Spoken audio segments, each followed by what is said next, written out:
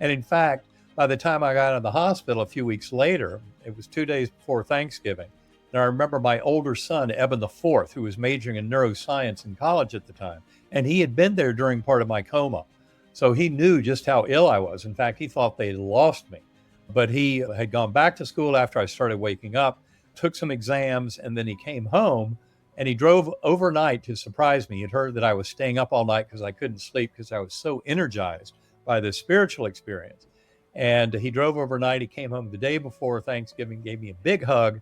And he told me much later that it was like when he gave me that hug, like there was a light shining within me, that I was far more present than I'd ever been before. And I remember telling him it was all way too real to be real. That's the way that ultra reality, that's how I put it into words, because I was believing my doctors, trick of the dying brain. But I had not yet begun to review my medical records. That was weeks and months into the future. And as I did that, I started realizing this brain was not there creating some wild hallucination or dream, because this brain was far too damaged. It could not have done that. And that, of course, as I said, is why the scientific community takes my story so seriously. But the reality that was coming to me is all the memories started coming back.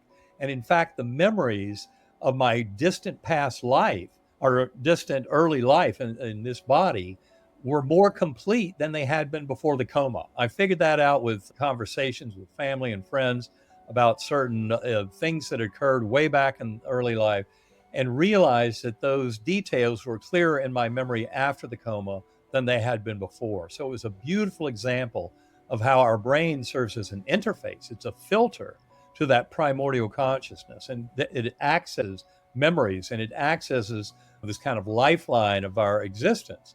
But ultimately, the brain is not the creator of that conscious awareness. The universe is conscious, essentially. That's what this is teaching us in a very deep fashion. The very same consciousness that came up with the Big Bang and so many other aspects of our emerging reality, that is the consciousness we share. That God force is one at the deepest levels of our journeys. We find that is the source of our conscious awareness, and that we all have the same source. So it's all shared. That's why this notion of the life review as being the golden rule written into the fabric of the universe is so important. If you hurt others, you're hurting yourself. And the more the deep lesson of NDEs of this oneness and this binding force of love can come to fruition, the more harmonious and prosperous this world will be for all of our fellow sentient beings. Now, I think I remember the lady on the butterfly wing. There's a special significance there. Could you tell us more about that? Well, I'll tell you a little bit. I don't want to have to give out a spoiler alert for people who haven't read the book. That's yet, a good point. I think it's a fantastic. That's one of the reasons people absolutely love that book. Plus, the book Proof of Heaven, and it's also a reason that so many people contacted me, because it reawakened in them memories of their own journeys, of things that had happened to them that they had suppressed between lives, what have you. But yes, that is an important point. It has a lot to do with kind of the overall challenge of my life. And that has to do with the fact that I was adopted. I tell a lot of that story in the book, Proof of Heaven. I was put up for adoption by my 16-year-old unwed mother at age 11 days. I was basically taken by social services because of failure to thrive. I went on a hunger strike, which babies that are not wanted by their mothers often will do. And so social services had taken me on, and my birth mother could no longer claim me after that Christmas break when they had taken me. But she wasn't willing to sign the papers to give me up. So I basically got stuck in purgatory in this baby dorm in Greensboro, North Carolina for 4 months until my birth mother was willing to sign the papers to let me go. And then I couldn't have been luckier. I couldn't have been adopted into a better family, a loving family that honored all my hopes and dreams. I had 3 sisters in that family. The older one was adopted. The younger 2 were the biological children of my adoptive parents. But the important thing is I went through most of my life not knowing about anything of the details of that connection. And there was a deep kind of subconscious worry, and I was not conscious of this, but it was operative at a subconscious level, that maybe I wasn't even worthy of love. And I think that affected a lot of my relationships with people and whether or not I could trust the world.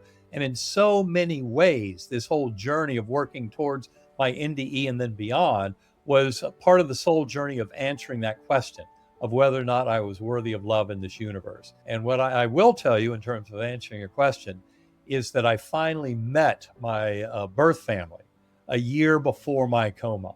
And that story's all told in Proof of Heaven. And that was a beautiful reunion. I felt a huge part of my past had now been locked into place, and I now understood so much more. It started me on a pathway of understanding the answer to that question of whether or not I was loved, but I needed the NDE to fully answer that question. And that's why I dove in deep. And in fact, that beautiful guardian angel had to be someone important in my life. And it turns out that she was, and that had to do with that birth family and a sister that I never knew. I won't go into any more detail than that, but suffice it to say, it was a mind bender that shocked me to my knees when I did figure it all out. And it also proved to me the reality of my journey in a very strong fashion. I already knew all of this seemed way too real to be real, but then to fit it all into my life in a meaningful and powerful way was extraordinary. And that was the gift that I received. People often use that description as it's more real than real.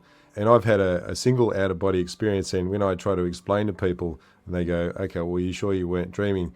They say, well, you know when you're dreaming, but you really know when you're dreaming after you've had a different kind of experience, like an NDE or an OBE, because there's this essence of reality to it that just doesn't exist in our present reality, and it's really hard to explain. It's just one of those things you have to experience, and then you get it. But otherwise, it's really just a concept that's quite foreign.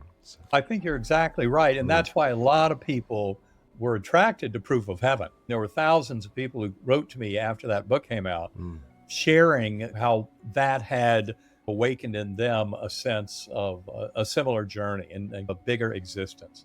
As you say, it's hard to put your finger on it. It's certainly way beyond the linguistic description of these journeys, but it has more to do with kind of their overwhelming power of reliving these events and getting this much richer, deeper sense of connection with the universe. It's a very beautiful lesson in actually existing to go through these kinds of things and then come back to this world and have that as a touch point, as a milepost that you've contacted.